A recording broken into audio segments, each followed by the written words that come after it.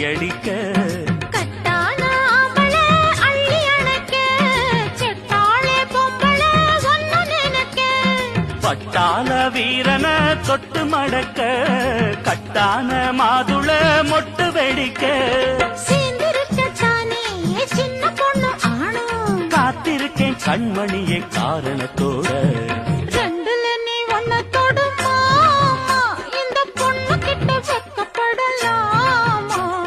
ஜல்லிக்கட்டு காலரடிதாமா நீ தும்ப விட்டு வாழ தொடலாமா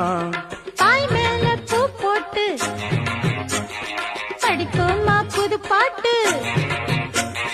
ஆமாமா அதுதானே அழுக்காத விளையாட்டு